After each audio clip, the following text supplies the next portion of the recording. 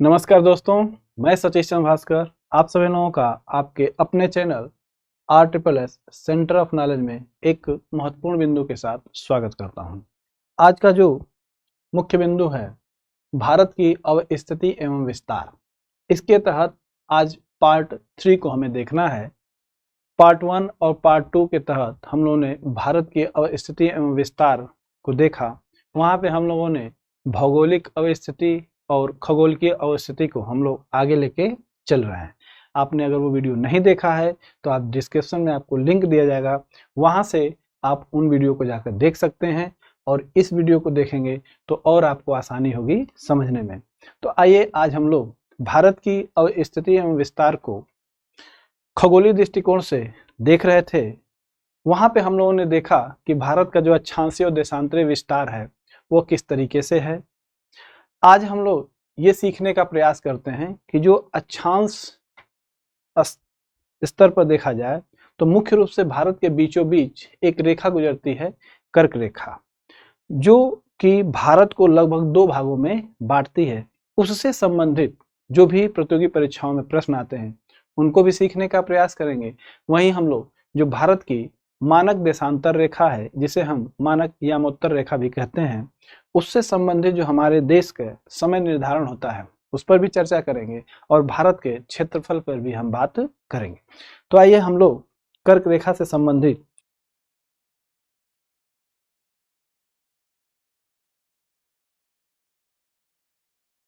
कर्क रेखा, कर्क रेखा जिसे हम ट्रॉपिक ऑफ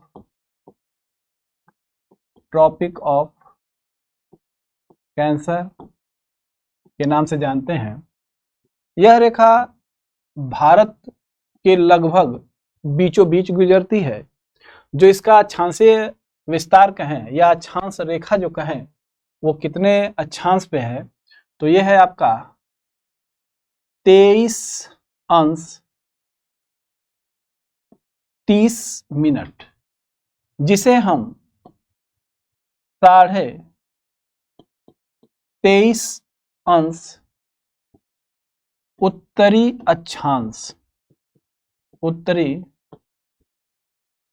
अक्षांश के नाम से जानते हैं। और यह जो कर्क रेखा है यह भारत को लगभग 2 भागों में बांटती है। यहाँ पे 23 अंश 30 मिनट या हमने 23.5 अंश लिखा है। इसके लिखने का क्या कारण है, तो हम जानते हैं कि एक जो अंश होता है यह 60 मिनट के बराबर होता है। तो जब हमने किया 30 मिनट तो इसको अगर हम 2 से भाग दें अगर, तो यहाँ पे 2 तिहाई 6 और 2 शून्यम 0। तो इस तरफ भी चूंकि एक तरफ भाग 2 से दी है तो इधर भी हम 2 से भाग दे दें ताकि मान में अंतर परिवर्तन न हो। तो 1/2 अंश को अगर हम 60 में हम 2 की भाग दें तो 60/2 हुआ, तो ये हो जाएगा आपका 30 मिनट। यानी कि जो ये 1/2 अंश है वह 30 मिनट के बराबर है। तो इसीलिए हम लोग 30 अंश 30 मिनट को हम 1/2 अंश लिखते हैं। इसलिए इसे हम दोनों में से कोई मान रखा जाए वो सेम है। अब जो इससे संबंधित हम लोगों का दूसरा बिंदु आता है वो है आपका कि जो कर्क रेखा है यह भारत को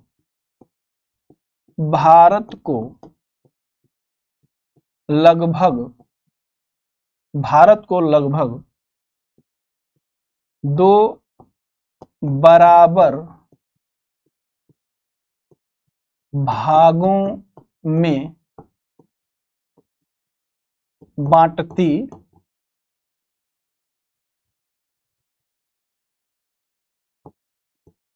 है।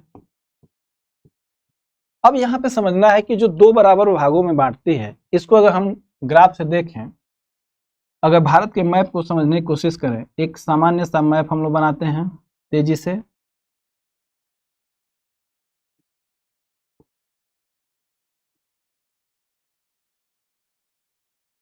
आप लोग भी बार बार मैप बनाकर इसको समझने की कोशिश करिएगा।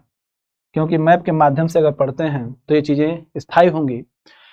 तो जो कर्क रेखा है वो भारत के लगभग बीचों बीच से होकर गुजरती है, जिसको आपने देखा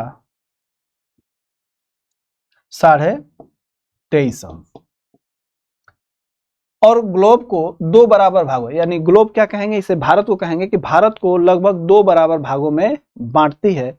एक उत्तर है और एक दक्षिण है। कर्क रेखा से उत्तर और दक्षिण दो भागों में बांटने के परिणाम स्वरूप जो कर्क रेखा से दक्षिण का हिस्सा है इस तरफ, जो कि यहाँ पे आप विषुवत रेखा को समझें, तो ये एरिया जो होता है इसको उष्ण क्षेत्र, इसे हम उष्ण क्षेत्र कहें या उष्ण कटिबंध कहें, उष्ण कटिबंध कहते हैं।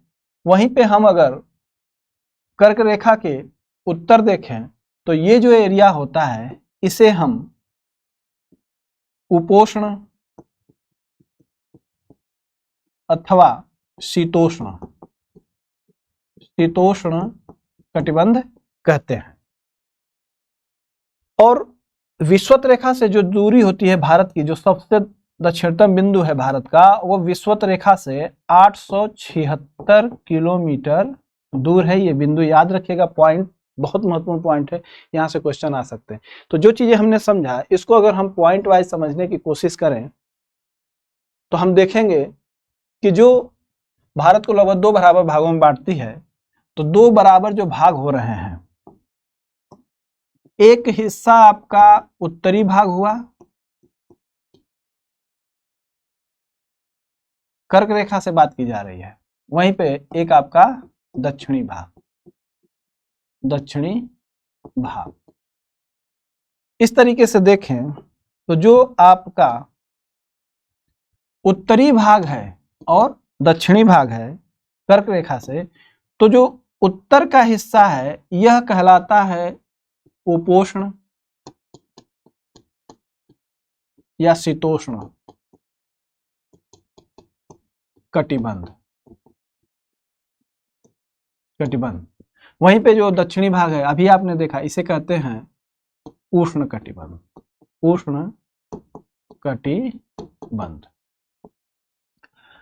इससे एक महत्वपूर्ण प्रश्न और आता है कि जो कर्क रेखा है वो भारत के लगभग बीचों बीच होकर गुजरती है। तो आता है कि कर्क रेखा भारत के मुख्य रूप से 8 राज्यों से होकर गुजरती है। तो यहां पे लिख सकते हैं कि भारत से कर्क रेखा मुख्यतः 8 राज्यों से होकर गुजरती है। और यहां से प्रश्न आपको काफी बार मिलेंगे कि किन किन राज्यों से होकर गुजरती है, किन राज्यों से होकर नहीं गुजरती है। अगर इसे हम देखें तो इसका जो हम विस्तार है उसको हम कहेंगे पश्चिम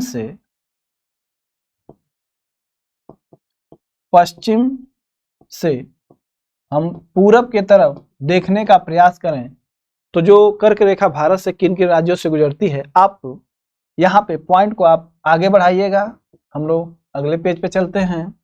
तो किन किन राज्यों से होकर गुजरती है, तो देखा जाए तो भारत के मुख्य रूप से जो राज्य है वहां से गुजरती है। तो पहला जो आपका राज्य है वो है गुजरात से। फिर आप उसमें राजस्थान, मध्य प्रदेश, गुजरात, राजस्थान, मध्य प्रदेश, छत्तीसगढ़,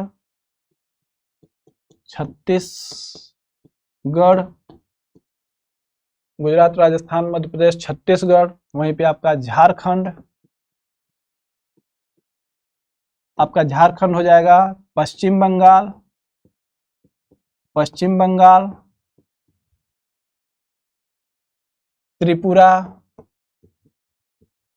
त्रिपुरा और आपका है मिजोरम। त्रिपुरा और मिजोरम। इस चीज को अगर देखें गुजरात, राजस्थान, मध्य प्रदेश, छत्तीसगढ़, झारखंड, पश्चिम बंगाल, त्रिपुरा और मिजोरम, इसको आसानी से, ये पश्चिम से पूरब की तरफ है, इसे अगर हम चाहते हैं आसानी से याद करना तो यहाँ पे एक हम लोग सामान्य तौर पे इनके पहले अक्षरों को लें तो जो 8 राज्य हैं वो गुजरते हैं, तो उसके लिए हम लोग एक ट्रिक बना सकते हैं। गुरा, गुरा, मच्छ, झाप, त्रिमी। थोड़ा मेहनत होगी, आप याद कर लीजिएगा, लेकिन यह एक बार याद करेंगे तो जीवन भर आपको काम करेगा। तो गुरा, मच्छ, झाप, त्रिमी यानी गुजरात, यहां पे आप समझें, गुजरात, राजस्थान, मध्य प्रदेश, छत्तीसगढ़, झारखंड, पश्चिम बंगाल, त्रिपुरा और ये है आपका मिजोरम, ये त्रिमी है मिजोरम। इस तरीके से यह 8 राज्यों से होकर 1, 2, 3, 4, 5, 6, 7 और ये आपका 8, ये मुख्य रूप से 8 राज्यों से होकर गुजरती है। वहीं पे जो इससे और प्रश्न आने के चांस हैं वो कौन कौन से और प्रश्न बनते हैं, तो पूछता है आपसे एग्जाम में कि गुजरात में, ये आया हुआ क्वेश्चन है और भी जो क्वेश्चन आने वाले हैं उनको भी एक साथ जोड़ा गया है। तो जो गुजरात है उसका एक शहर है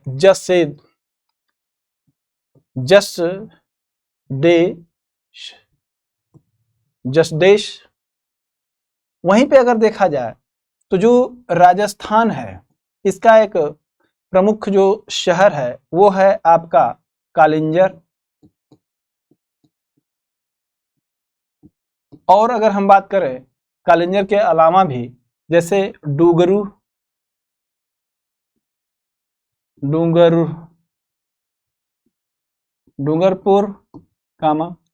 बांसवाड़, ये 2 मुख्य उनके जिले हैं, इनसे होकर कर्क रेखा गुजरती है। वहीं पे अगर हम मध्य प्रदेश की बात करें तो जो मध्य प्रदेश है यहाँ का साजपुर, या इसे हम साजापुर कहते हैं, साजापुर मुख्य रूप से कर्क रेखा के पास है। वहीं पे हम छत्तीसगढ़ की अगर बात करें तो सोनाह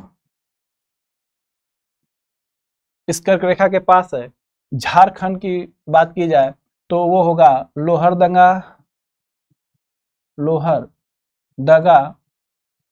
लोहरदगा। ये इसलिए बताया जा रहा है क्योंकि इससे क्वेश्चन आए हुए हैं और आने के चांस, यानी कि कर्क रेखा पे राज्य से तो क्वेश्चन आते ही आते हैं, लेकिन उनके समीप में जो प्रमुख वहां के शहर हैं उनसे क्वेश्चन भी आते हैं। जैसे अगर पूछा जाए कि गुजरात के में जो कर्क रेखा के पास है वो है सजदेश है, वहीं पे राजस्थान में कालिंजर है, डूंगरपुर है, बांसवाड़ और डूंगरपुर ये जिला है राजस्थान का, ये मुख्य स्थान है। वहीं मध्य प्रदेश में सजापुर, छत्तीसगढ़ में सोनाह, झारखंड में लोहरदगा। वहीं पे अगर हम पश्चिम बंगाल की बात करें तो जो पश्चिम बंगाल है वहां का कृष्णनगर,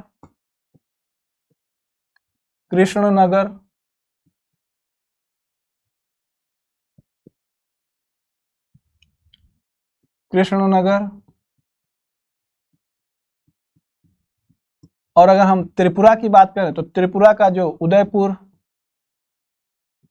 और मिजोरम की बात करें तो चंपाई।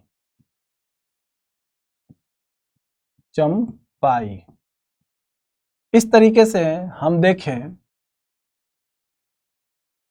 उदयपुर, ये मुख्य रूप से शहर हैं जो इनके पास हैं। वहीं पे अगर हम झारखंड को देखें तो झारखंड का लोहरदगा मुख्य शहर है जो कि उसके पास है। वहीं पे अगर देखा जाए तो जो झारखंड की राजधानी है जिसे कि हम रांची शहर कहते हैं, तो यहाँ पे कह सकते हैं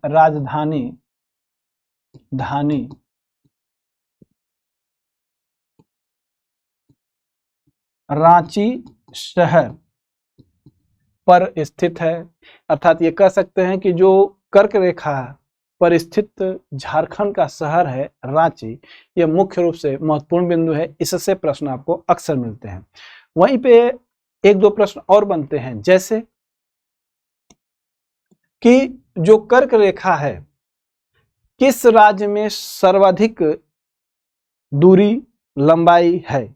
तो किस राज्य में सर्वाधिक कम लंबाई है और सर्वाधिक अधिक लंबाई है। तो यहाँ पे जो प्रश्न आता है उसमें देखा जाए तो जो राजस्थान है, तो कर्क रेखा की जो सर्वाधिक कम लंबाई है तो कहेंगे सर्वाधिक कम लंबाई कर्क रेखा की है। तो किस राज्य में सर्वाधिक कम लंबाई कर्क रेखा की है, तो वो है आपका राजस्थान। वहीं पे पूछा जाता है कि सर्वाधिक अधिक लंबाई किस राज्य में है, तो हम उस बिंदु को देखें तो वो आपका आता है मध्य प्रदेश से। तो इसमें है क्या है कि सर्वाधिक लंबाई कर्क रेखा की है। कहां पे है? मध्य प्रदेश में। तो यहां पे देखा गया कि इससे संबंधित जो भी प्रश्न हो सकते हैं वो इस माध्यम से समझा गया। आप भी इसे कंठस्थ करने की कोशिश करिएगा। अब हम लोग देखते हैं जो इसी कर्क रेखा से संबंधित जो हम लोगों का अगला बिंदु बनता है वो ये है कि कर्क रेखा को एक नदी है जो 2 बार काटती है। तो यहां से प्रश्न कई बार आए हुए हैं। तो कहा जाए तो यहाँ पे हम लोग लिख सकते हैं, एक पॉइंट और बढ़ाकर लिख सकते हैं कि भारत की माही नदी, इंपॉर्टेंट पॉइंट है, माही नदी जो कि गुजरात में है, गुजरात में है। तो कहेंगे कि भारत की माही नदी, इंपॉर्टेंट पॉइंट है, माही नदी कर्क रेखा को 2 बार काटती है। तो ये क्वेश्चन कई बार आया हुआ है, कौन सी नदी है जो भारत की है और कर्क रेखा को 2 बार काटती है, तो वो है आपकी गुजरात की माही नदी। लेकिन इससे संबंधित विश्व स्तर पे भी एक क्वेश्चन बनता है कि कर्क रेखा को काटने वाली कौन कौन सी नदियां हैं जो 2 बार काटती हैं। तो आइए उसे भी हम लोग यहीं पे समझ लेते हैं। तो कहेंगे कि कर्क रेखा को 2 बार काटने वाली नदी या नदियां, काटने वाली नदियां, इसके लिए एक ट्रिक बनाया गया है। उस ट्रिक के माध्यम से हम समझने की कोशिश करते हैं। तो वो ट्रिक है कि माली कम भूखा, भूखा से भूखा है। तो कैसे ये ट्रिक काम करता है, तो जो म ल है यहाँ पे, जो म है उसका अर्थ है मकर रेखा। तो जो मकर रेखा है और यह है आपकी कर्क रेखा है और यह भूमध्य रेखा, भूमध्य रेखा, भूमध्य रेखा, यह है कर्क रेखा और यह है आपकी मकर रेखा। तो यहां पे जो प्रश्न है उसका उत्तर देखिए कि 2 बार काटती है। तो जो आपकी मकर रेखा है उसको काटने वाली 2 बार कौन सी एक नदी है, तो यहाँ पे मकर रेखा को 2 बार काटने वाली ल है। तो यहाँ पे इसका जो फुल फॉर्म है वो लिम्पोपो नदी, लिम्पोपो नदी है जो कि मकर रेखा को 2 बार काटती है। और यह नदी कहाँ है, तो यह है आपकी अफ्रीका में, महाद्वीप पे। वहीं पे अगर हम देखें कि जो कर्क रेखा है इसे 2 बार कौन सी काटती, तो अभी आपने देखा कि कर्क रेखा को 2 बार काटने वाली भारत की जो नदी है वो है माही नदी। माही नदी कहाँ है, ये गुजरात में। वहीं पे देखा जाए कि भूमध्य रेखा को कौन काटती है नदी 2 बार, तो भूमध्य रेखा को 2 बार जो काटने वाली नदी है यहाँ पे क है, क से कांगो, कांगो नदी 2 बार काटती है, यह भी आपकी अफ्रीका महाद्वीप में स्थित है। इस तरीके से हम लोगों ने देखा कि कर्क रेखा को 2 बार काटने वाली नदियां कौन कौन सी हैं, तो कहेंगे लिम्पोपो, माही और कांगो। वहीं पे हम लोग अब बात करते हैं अगले बिंदु की। यहाँ पे हम लोगों ने कर्क रेखा से संबंधित जो भी महत्वपूर्ण बिंदु हैं उसको सीखा, और इस महत्वपूर्ण बिंदु के बाद हम लोग ये सीखने का प्रयास करते हैं कि अब जो मानक समय देशांतर रेखा है, जो भारत की मानक समय रेखा है, वो कौन सी है, कहाँ से वो गुजरती है और कैसे भारत का समय निर्धारण किया जाता है, उसे हम लोग देखने का प्रयास करते हैं। तो आइए समझते हैं।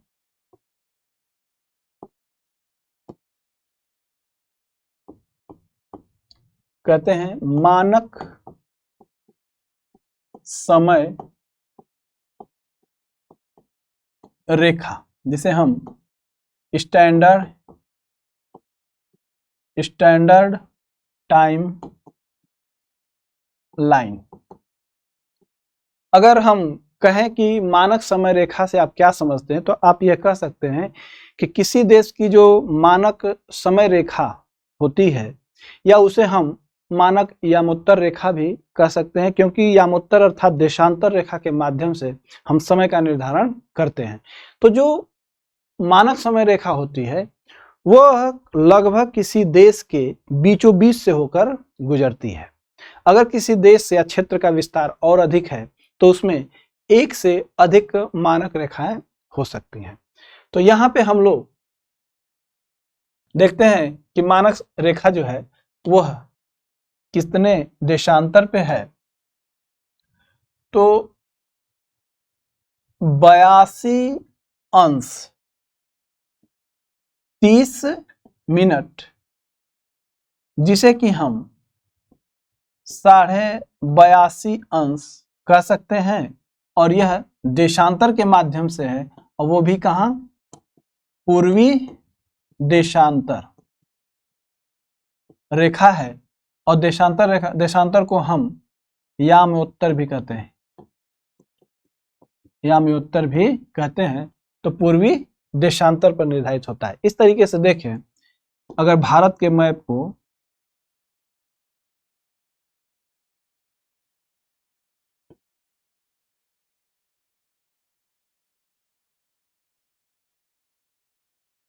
इस तरीके से भारत को देखा जाए,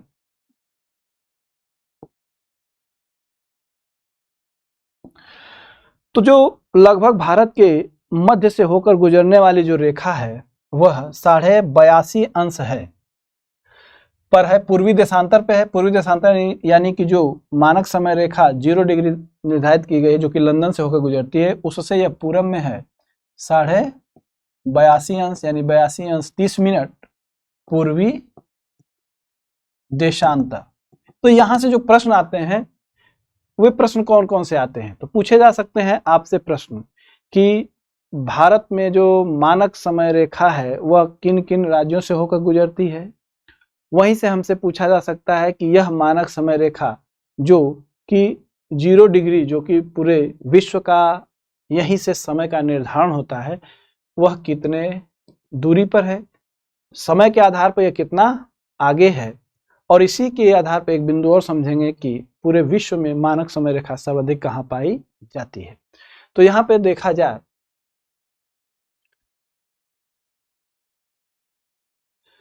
जो मानक समय रेखा है इसकी बात की जाए, तो भारत में जो मानक समय रेखा है वह देखा जाए तो मानक समय रेखा केवल एक है, वो है 82.5 अंश पे होकर गुजरती है।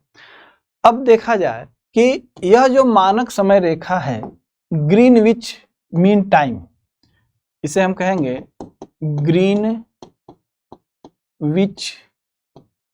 Mean time. तो जो ग्रीनविच मीन टाइम है, जिसे कि हम GMT भी कहते हैं, से यह आगे है। तो यह ग्रीनविच मीन टाइम से जो भारत की मानक समय रेखा वो कितना आगे है, इसे देखने के लिए अगर हम समझें कि जो पृथ्वी है, पृथ्वी पे उत्तर से दक्षिण के तरफ 0 देशांतर की रेखा है, उसे हम ग्रीनविच मीन टाइम यानी कि जीएमटी के नाम से जानते हैं। और जो भारत है वह 82.5 अंश पे है। तो यहां से यहां तक का जो समय है इसको कैसे कैलकुलेट करेंगे, कितना आगे है, तो हम जानते हैं कि पृथ्वी जो है उसके लिए कि पृथ्वी पूरा एक चक्कर लगाती है 24 घंटे में, यानी कि 24 घंटे में पृथ्वी पूरा एक चक्कर कर लेती है। और पूरा एक चक्कर करने में वो कितने अंश घूमती है, तो वो घूमती है आपका 360 अंश। इस तरीके से समझते हैं, यानी कि पृथ्वी पूरा एक चक्कर घूमने में 360 अंश घूम जाती है, जिसके लिए समय है 24 घंटा।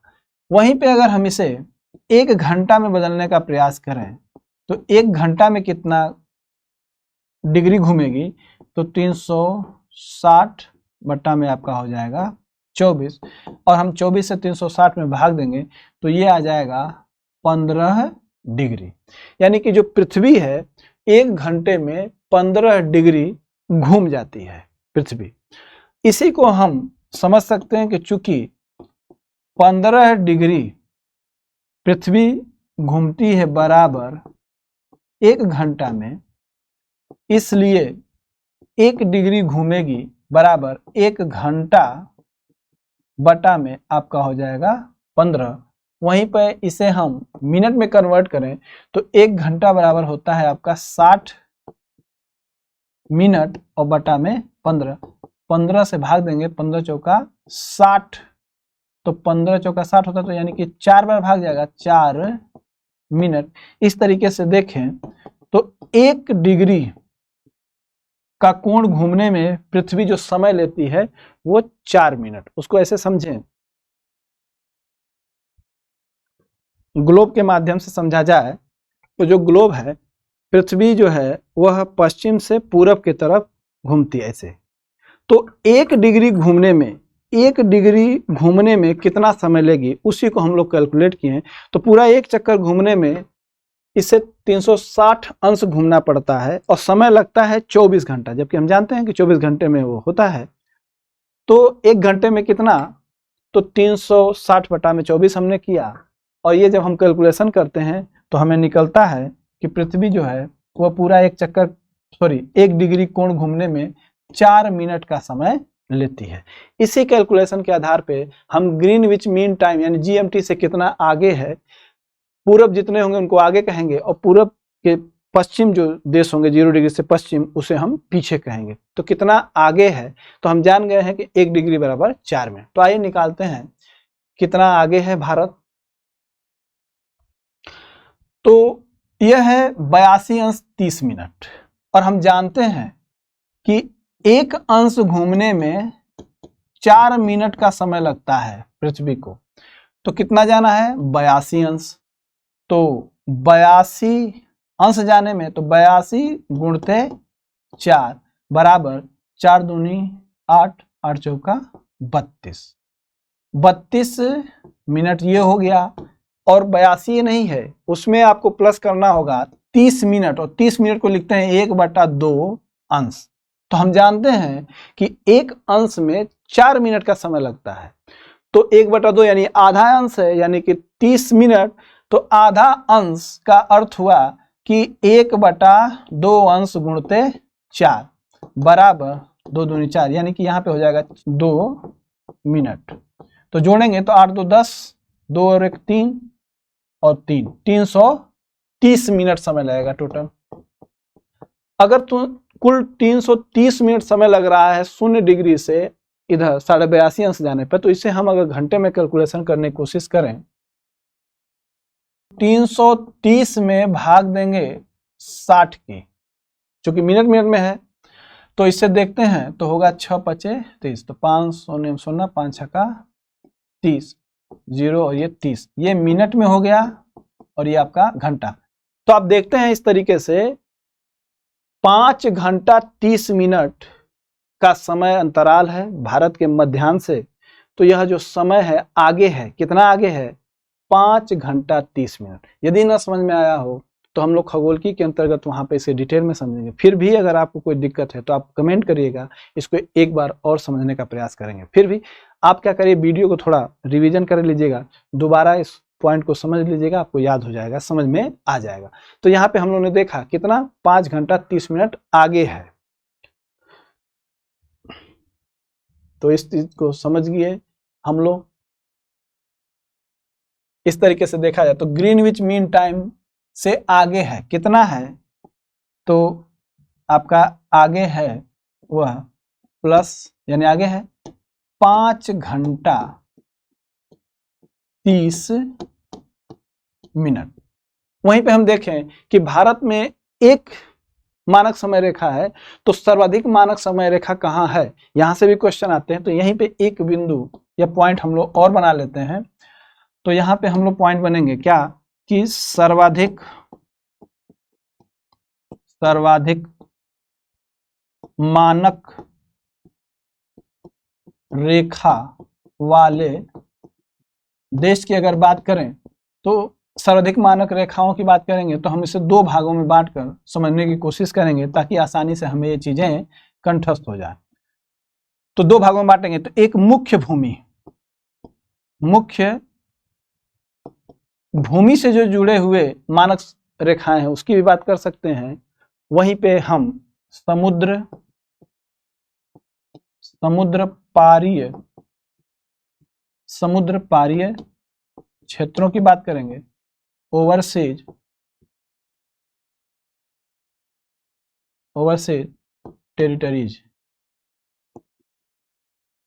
टेरिटरीज की बात की जाएगी। इसको ऐसे समझें, जैसे कि कोई देश है, तो इस देश का तो मुख्य भूमि से विस्तार, या ये कहें कि मुख्य भूमि में कितने समय बनाया गया। फिर इसके द्वीप भी तो हैं, द्वीप भी हैं, समुद्र पारी क्षेत्र हैं, उनकी भी बात की जाए तो उनके लिए अलग समय और मुख्य भूमि के लिए अलग। तो वही है, 2 बिंदुओं में हम लोग बांट के उसको समझने की कोशिश करते हैं। तो जो मुख्य भूमि से बात की जाए, मुख्य भूमि से जो मानक समय रेखा है संख्या, तो अगर हम रूस को देखें, रूस की बात करेंगे, यहां पे हम यूएसए, चीन और कनाडा को देखें, कनाडा, और वहीं भारत की बात की जाए तो जो मानक समय रेखा है वहां पे देखा जाए तो जो रूस में मुख्य भूमि से जुड़ी हुई 11 मानक समय रेखाएं हैं, यानी कि सर्वाधिक है मानक समय रेखा। वहीं पे यूएसए, चीन और कनाडा की देखा जाए तो यहाँ पे 6 मानक रेखाएं हैं। वहीं पे भारत की बात की जाए तो वहां पे 1 मानक रेखा है।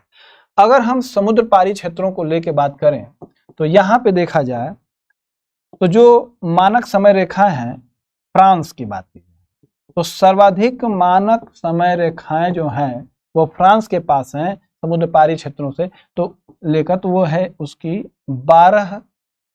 वहीं पे अगर हम यूएसए की बात करें तो यूएसए में 11 मानक रेखाएं हैं। इसको ऐसे देखा जाए, तो आपका ये हो गया मुख्य भूमि से।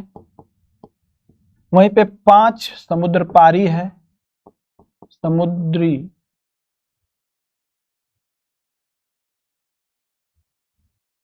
समुद्र पारी, और वहीं पे एक जो है वो है निर्जन क्षेत्र से। इस तरीके से देखा गया कि जो सर्वाधिक मानक रेखाओं वाले देश हैं वो मुख्य भूमि से जुड़े हुए हैं। रूस है जहां पे सर्वाधिक 11, यूएसए, चीन, कनाडा में 6 और भारत में 1। वहीं पे समुद्र पारी क्षेत्रों में फ्रांस की बात की जाए तो वहां 12 है और यूएसए में 11 मानक समय रेखाएं हैं, जो कि 6 मुख्य भूमि से, 5 समुद्र पारी क्षेत्र और 1 निर्जन क्षेत्र से। अब हम लोग ये सीखने का प्रयास करते हैं कि भारत में भी 2 रेखाओं की मांग हो रही है, मानक समय रेखा की। इसे अगर समझने की कोशिश करें तो ये कैसे है, ग्राफ से समझने की कोशिश करते हैं।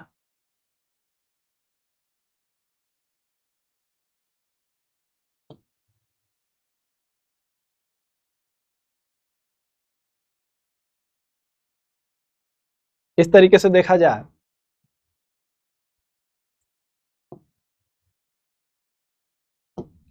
भारत की बात करें तो भारत में लगभग यहाँ पे मानक समय रेखा है, और यह जो मानक समय रेखा है इसके लिए बात की जा रही है कि भारत में भी 2 मानक रेखाएं हों। चूंकि भारत का सबसे पूर्वी जो स्थान है यह है 97°25' देशांतर पे, और पश्चिमी जो स्थान है वो है आपका 68°7'। तो लगभग ये जो गैप होता है यहाँ पे देशांतरी विस्तार का, वो है लगभग, अगर यहाँ पे देखा जाए तो होता है 29°18' का गैप।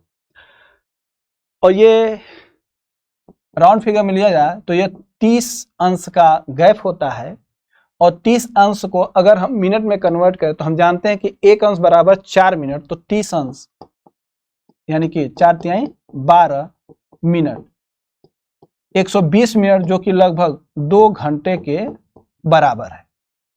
तो अगर सूर्य पूरब में निकलता है तो इसका अर्थ हुआ कि 2 घंटे बाद पश्चिम में निकलेगा। इससे लोगों के क्रियाकलापों में अंतर आ जाता है, समस्याएं होती हैं। इसी समस्या को दूर करने के लिए, यानी कि जो 2 घंटे का अंतर है उसको कम करने के लिए 2 मानक रेखा, एक यहाँ से बना दीजिए और एक यहाँ से बना दीजिए, तो इसकी मांग चल रही है। लेकिन समस्या होगी जो ये बीच वाले जो थे इनको समस्या होगी। क्यों होगी? इनके लिए अब ये समस्या है कि वो पूर्व वाले से मानक समय निर्धारित करें कि पश्चिम वाले से, क्योंकि जब 2 मानक समय रेखाएं होंगी तो 2 समय होगा। अब एक व्यक्ति इधर जाएगा तो समस्या, वही व्यक्ति अगर इधर जाता है तो वो समस्या हो सकती है। इस समस्या को दूर करने का हल है कि जब सभी लोग शिक्षित हो जाएंगे, समय घड़ी को मिलाना, समय बताना, ये सब सीख जाएंगे आसानी से, तो वहाँ पे जब 2 मानक समय रेखाएं हो जाएंगी तो व्यक्ति एक स्थान से जब पूरब में जाएगा या पश्चिम में तो अपने आप को एडजस्ट करना सीख जाएगा समय के अनुसार। लेकिन अभी इसकी समस्या है। अब हम लोग आइए अगले बिंदु की बात करते हैं। आइए हम लोग देखते हैं कि भारतीय मानक समय रेखा निम्न राज्यों से होकर गुजरती है।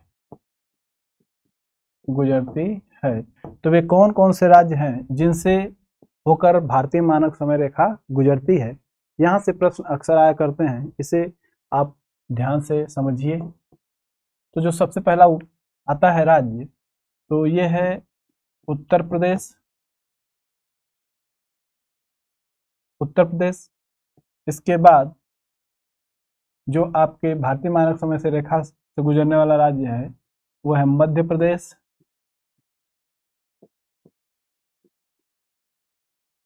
छत्तीसगढ़,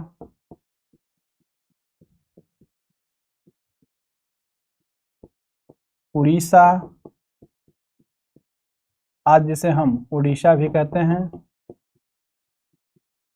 और है आपका आंध्र प्रदेश। इसे आप मैप में भारत के जरूर देखिएगा और वहां पे इसे आप अच्छी तरीके से समझ लीजिएगा एटलस के माध्यम से।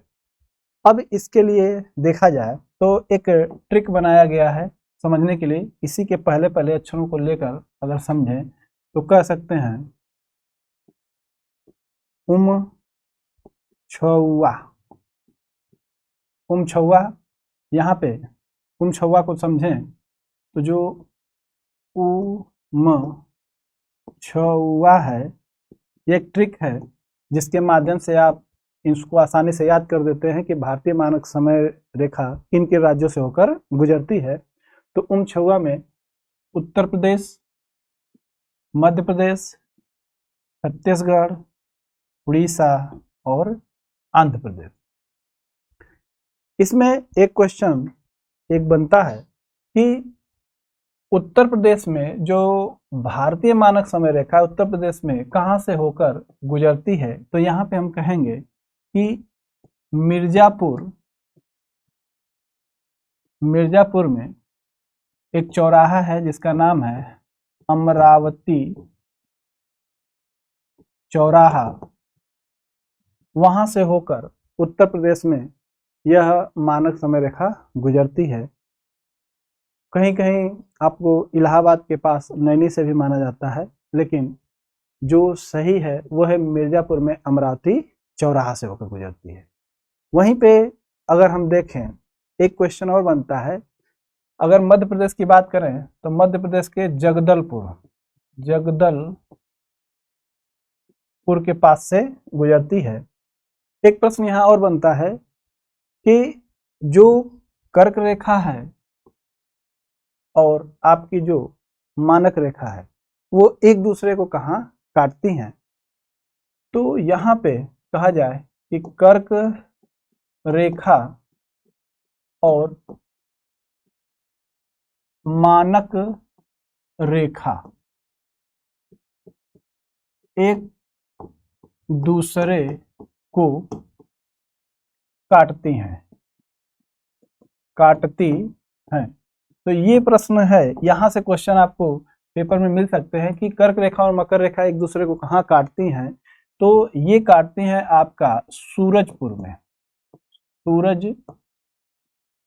सूरजपुर एक जिला है जो कि आपका छत्तीसगढ़ में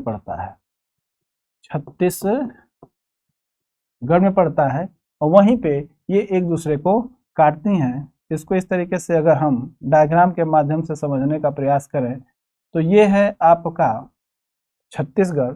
इसमें यहाँ पे आपका जो जिला है वो है सूरजपुर, और यहीं पे ये रेखाएं जो हैं एक दूसरे को काटने का काम करती हैं। इस तरीके से ये है आपकी कर्क रेखा और ये है आपकी मानक रेखा, मानक समय रेखा। अगर कर्क रेखा की बात करें तो यह है आपका 23.5 अंश उत्तरी अक्षांश पे है, तो वहीं पे मानक समय रेखा 82.5 अंश, जिसको कि इसी तरह से लिख सकते हैं, या 82.5 अंश पूर्वी देशांतर, इसको काटते हैं। वहीं पे जो मानक समय रेखाएं होती हैं उनको 7.5 अंश के कोण पर बनाया गया है, या ये कहें कि 7.5 अंश देशांतर के गुणांक के रूप में इसे बनाया गया है मानक समय रेखा को। इसके लिए एक अलग बिंदु से हम उसको समझने का प्रयास करते हैं और नोट्स भी बना लीजिएगा। ये बहुत महत्वपूर्ण बिंदु है। क्या है कि विश्व के देशों में आपसी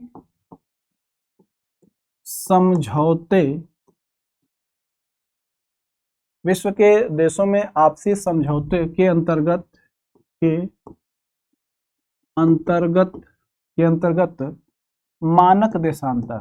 मानक जो देशांतर है इसका जो निर्धारण होता है वह कैसे है, तो कहेंगे कि 7 अंश 30 मिनट या 7.5 अंश 7.5 अंश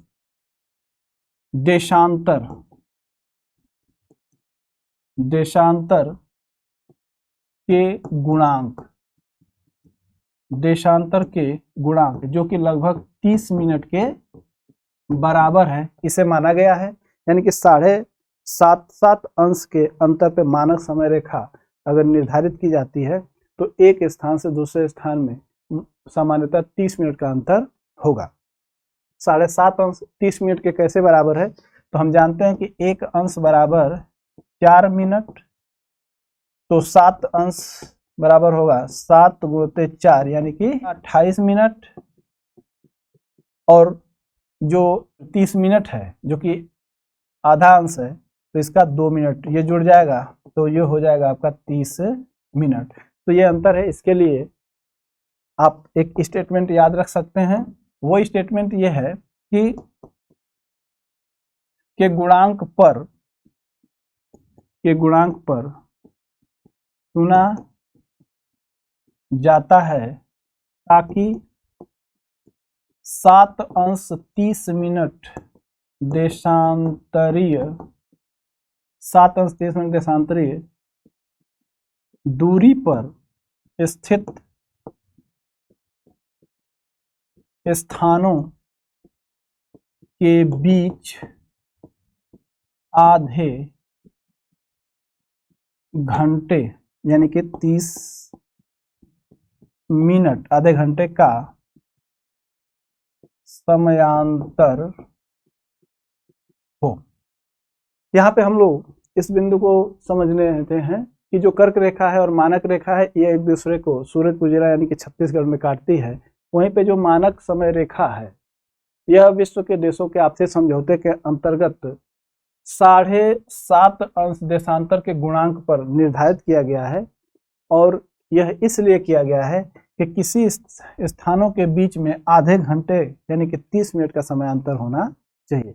अब हम लोग एक क्वेश्चन और देखते हैं जो पूछा जा सकता है कि कर्क रेखा के पास स्थित जो प्रमुख नगर हैं उनसे क्वेश्चन आते हैं कि कर्क रेखा के पास कौन कौन से मुख्य नगर हैं, उनको उनकी दूरी के आधार पर कर्क रेखा से स्थापित करने को आता है। वहीं पे आता है कि जो आपके मानक समय रेखा है, तो जो मानक समय रेखा है उसके पास में जो प्रमुख नगर हैं भारत के उनसे भी प्रश्न आते हैं। तो आइए हम लोग उससे सीखने का प्रयास करते हैं।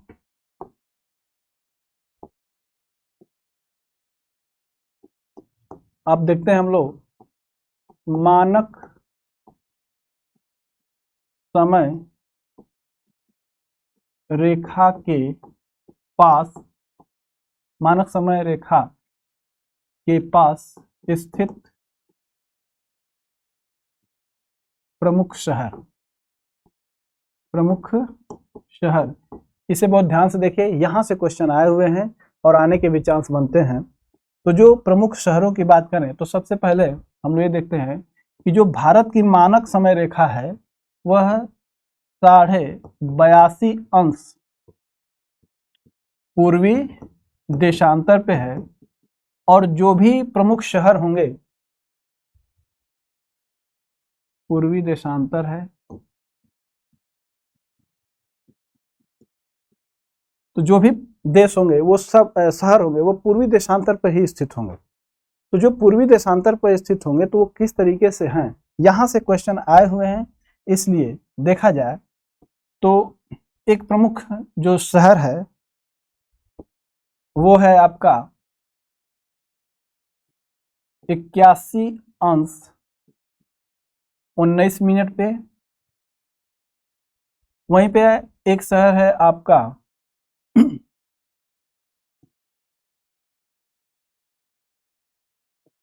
81 अंश पे, और एक प्रमुख शहर है 78 अंश 50 मिनट। और अन्य शहरों को देखा जाए तो एक शहर होगा जो बहुत ही महत्वपूर्ण है, वो है आपका 78 अंश 29 मिनट पे एक शहर। एक है 77 अंश 45 मिनट पे, एक है आपका 77 अंश 40 मिनट। वहीं पे एक प्रमुख जो शहर होगा वो होगा 77 अंश 30 मिनट, और एक है 75 अंश 43 मिनट। इस तरीके से देखा जाए तो हम लोग देखते हैं कि 1, 2 ये सभी पूर्वी देशांतर पे हैं, 3, 4, 5, 6, 7 और ये आपका 8। ये सभी पूर्वी देशांतर पे हैं। और जो क्वेश्चन आएंगे, ये जो शहरों के नाम बताए जा रहे हैं, ये आपके इनसे एक दूरी पे हैं। किससे? पूर्वी देशांतर जो मानक समय है उससे नजदीकी या दूरी बनाए हुए हैं। उनको देखा जाए कौन कौन से प्रमुख शहर हैं, तो उसमें सबसे पहले देखें तो जो 75 अंश 45 मिनट पे आपका पूर्वी देशांतर यानी मानक समय से जो दूरी पे है वो है आपका उज्जैन। उज्जैन। वहीं पे 77 अंश 30 मिनट पे आपका है भोपाल। भोपाल। 74 अंश 40 मिनट पे है बंगलुरु। बंगलुरु। 77 अंश 45 मिनट पे आपका है होशंगाबाद। होशंगाबाद है। 78 अंश 29 मिनट है, यह है हैदराबाद। हैदराबाद। वहीं पे 78 अंश 50 मिनट पे है सागर।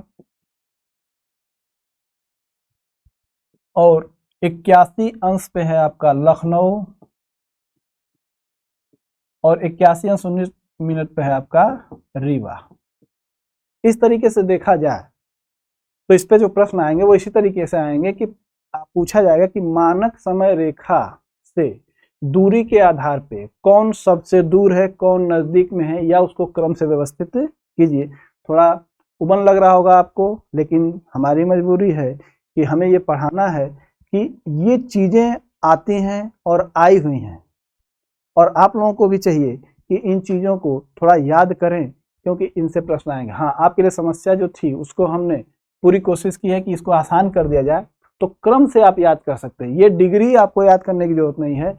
ये डिग्री हो सकता है कि कठिन पेपर बनाए तो उसमें मिलाने को दे सकता है कि अमुक अमुक देशांतर, लेकिन मुख्य आपको शहर को पूछेगा, तो आप इस शहरों को क्रम से रखिएगा। उज्जैन, भोपाल, बंगलुरु, होशंगाबाद, हैदराबाद, सागर, लखनऊ और रीवा, ये क्वेश्चन इससे आए हुए हैं। वहीं पे हम देखें कि जो कर्क रेखा है, तो कर्क रेखा के पास स्थित जो प्रमुख शहर नगर हैं उनको समझने की कोशिश करें, तो वे कौन कौन से शहर नगर हैं। तो आइए देखते हैं कि जो कर्क रेखा है उसके पास, तो यहाँ पे कर्क रेखा के पास स्थित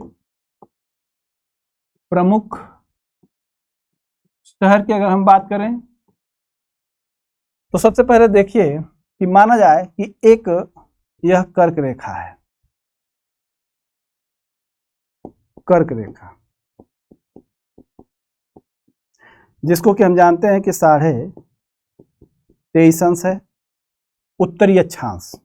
उत्तरी अक्षांश।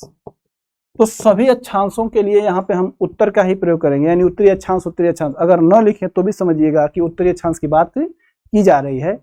तो जो कर्क रेखा है इसके उत्तर और दक्षिण, लेकिन यह विषुवत रेखा से सभी उत्तर है, तो उनको देखा जाए कि कौन कौन से शहर हैं। तो हम जानते हैं कि कर्क रेखा पर जो स्थित प्रमुख शहर है, जो कि झारखंड का बताया जाता है, रांची। तो जो रांची है वो कर्क रेखा पर स्थित प्रमुख शहर है, और बाकी इससे दूरी पर हैं। तो कैसे हम लोग याद करेंगे, तो एक तरफ हम लोग कॉलम बना देते हैं शहर का, और एक तरफ बनाते हैं उसका अक्षांश, यानी कि वह कितने अक्षांश पे है, कौन पास है कौन दूर है। तो शहरों की बात करें तो सबसे पहले जो शहरों का क्रम बनाना है, तो यहां पे हम बनाएंगे दिल्ली। दिल्ली। जोधपुर, वाराणसी, और यहाँ अगरतला। अगरतला। वहीं पे आइए नीचे की तरफ देखते हैं, तो आपका यहाँ पे हो जाएगा भोपाल। भोपाल। गांधीनगर। गांधीनगर। जबलपुर। उज्जैन, उज्जैन, अहमदाबाद, और ये है कोलकाता, और एक होगा आपका नागपुर।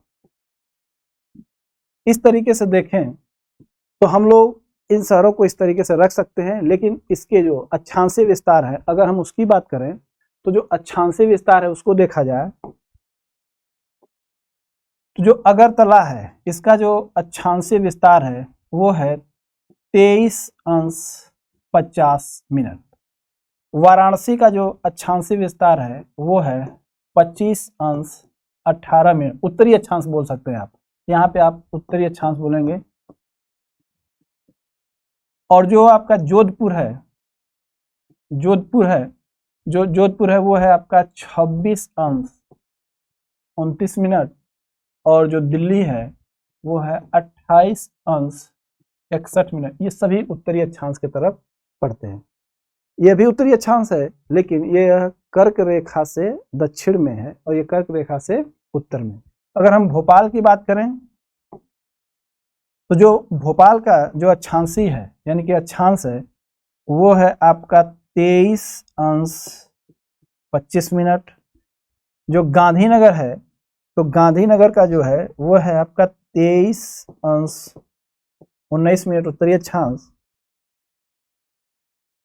जबलपुर, तो जबलपुर है आपका 23°11'। और उज्जैन है तो जो उज्जैन होगा वो 23°9'। अहमदाबाद को देखिए आप इसी तरीके से बना लीजिएगा और याद करिएगा। अहमदाबाद जो होगा वो होगा 23°2'। कोलकाता की बात की जाए तो जो कोलकाता होगा वो होगा 23°3'। यहाँ पे हम 23°3' की बात करेंगे। और जो आपका नागपुर होगा वो होगा 21°9'। यहाँ पे आपका 30 होना चाहिए, 30°। यह है आपका 30°, इस तरीके से देखा जाए तो जो आपका कर्क रेखा के पास स्थित प्रमुख शहर है तो यहाँ पे जो कर्क रेखा है वो 23.5° पे है। और इसके उत्तर और दक्षिण की बात की जाए तो जो भोपाल है वो 23°25'। तो इस तरीके से आप इनको याद करने की कोशिश करिएगा। और ये जो दूरियां हैं ये दूरियां आपसे क्वेश्चन में आए हुए हैं, आपका टीजीटी पीजीटी हो या और भी कोई प्रतियोगी परीक्षा हो वहां पे इससे प्रश्न आते हैं, इसे याद रखिएगा। इससे आप कई प्रश्नों को करने में समर्थ होंगे। तो इन चीज़ों को आप रिवीजन कर लीजिएगा। कोई समस्या होती है तो आप पूछिएगा। आज हम लोगों ने जो सीखने का प्रयास किया, इस तरह से देखा जाए तो हम लोगों ने देखा कि जो भारत के कर्क रेखा की बात की गई, उसके बाद कर्क रेखा पर स्थित जो प्रमुख राज्य हैं उनके प्रमुख शहर हैं, वहीं पे कौन कौन सी रेखाएं हैं जो कर्क रेखा को 2 बार काटती हैं, नदियां हैं कर्क रेखा को 2 बार काटती हैं, उसकी बात की गई।